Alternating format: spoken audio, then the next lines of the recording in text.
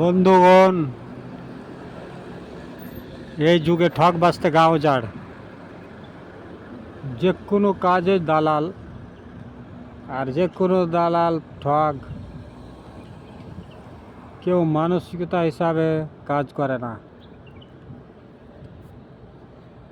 যার ফাঁদে একবার পড়ে যায়, পড়ে যাওয়ার পরে জানা যায়।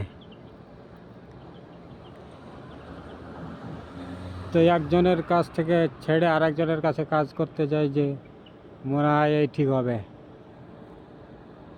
তার কাছে কাজ করতে যে আরেকজনের ওপরে বিশ্বাস হয় মনে হয় এই নিজের লোক, তো এই ঠিক হবে।